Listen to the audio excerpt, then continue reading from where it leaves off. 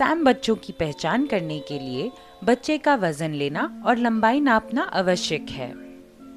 बच्चे की लंबाई और वजन नापने के बाद बच्चे की लंबाई के लिए वजन की तुलना रेफरेंस स्टैंडर्ड चार्ट से करनी चाहिए, जिससे उस बच्चे का एसटी स्कोर पता चल सके। बच्चे का वजन कैसे करें? बच्चे के आने के बाद जितनी जल्दी हो सके वजन लें।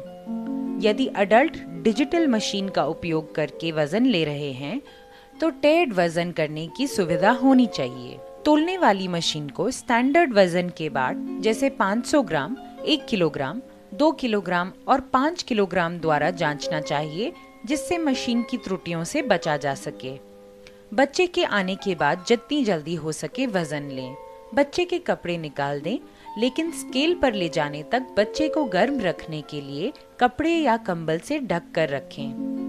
बच्चे के तापमान को कम होने से बचाने के लिए स्केल पैन में एक कपड़ा डाल दें। पैन में कपड़ा डालने के बाद वजन स्केल को 0 पर कर दें, टेयर बटन दबाकर। बच्चे को धीरे से पैन में रखें। बच्चे के शांत होने तथा वजन के स्थिर होने का इंतजार करें। 0.01 किलोग्राम के पास का वजन नापें या जितनी सटीकता से संभव हो वजन लें और तुरंत लिख लें। तुरंत बच्चे को कपड़े में लपेट दें।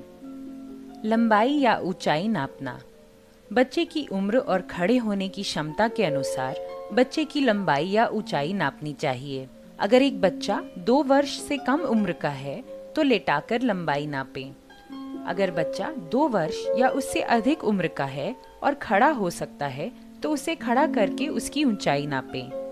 अगर बच्चा 2 वर्ष से कम उम्र का है और लंबाई नापने के लिए लेट नहीं रहा है तो उसे खड़ा करके उसकी ऊंचाई नापें और 0.7 सेंटीमीटर जोड़कर लंबाई में बदल दें। अगर कोई बच्चा 2 वर्ष या इससे अधिक उम्र का है और खड़ा नहीं हो पा रहा है तो उसे लेटाकर उसकी लंबाई नापें और 0.7 सेंटीमीटर घटाकर ऊंचाई में बदल दें। लंबाई कैसे नापें?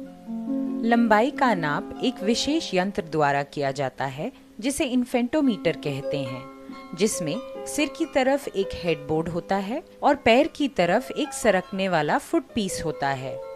एक स्थिर तथा बराबर मेज पर नापने वाला बोर्ड रखें। बोर्ड से चिपकने से बच्चे को बचाने के लिए एक पतला कपड़ा या नरम कागज से बोर्ड को ढक दें। अगर बच्चा नग्न होगा तो नाप सबसे सटीक होगा। अगर बच्चा परेशान या हाइपोथर्मिक है तो उसे कपड़ा पहने रहने दें, किंतु यह सुनिश्चित करें कि वे नापने में बाधक न बने।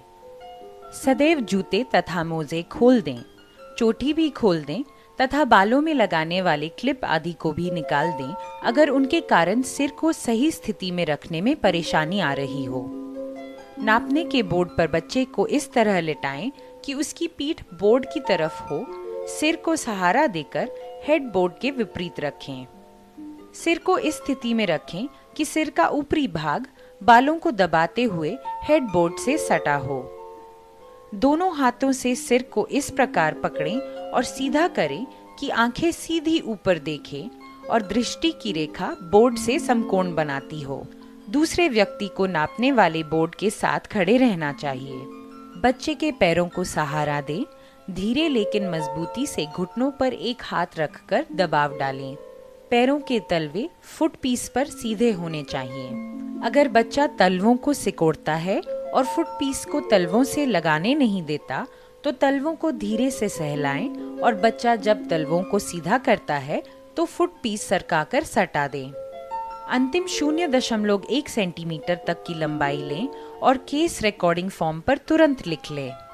नाप लेने के बाद बच्चे को तुरंत कपड़ा पहना दें या ढक दें, जिससे उसे ठंड से बचाया जा सके। खड़ा करके ऊंचाई कैसे नापें? एक vertical back board, fixed base board और ऊपर नीचे होने वाले हेड बोर्ड वाले स्टेडियोमीटर का प्रयोग करें। सही नाप के लिए बच्चे के बाल में कुछ भी लगा है तो उसे निकाल दें। साथ ही मोजे व जूते भी निकाल दें। एक व्यक्ति को बच्चे के पैरों के पास घुटने के बल बैठना चाहिए और बच्चे को इस प्रकार वर्टिकल बोर्ड से सट कर खड़े होने में मदद करें कि उसके सिर का पिछला भाग कंधे कूल्हे, पिंडलियां तथा एड़ी वर्टिकल बोर्ड से सटी हों।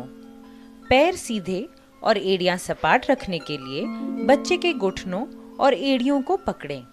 यदि आवश्यक हो तो उन्हें पूरी ऊंचाई तक सीधे खड़े होने में मदद करने के लिए बच्चे के पेट पर धीरे से दबाव दें। दूसरे व्यक्ति को बच्चे के चेहरे के बराबर के स्तर तक झुकना चाहिए और बच्चे के सिर की स्थिति सीधी करें ताकि बच्चा सीधे सामने देखे, यानी दृष्टि की लाइन बोर्ड के आधार के समानांतर हो।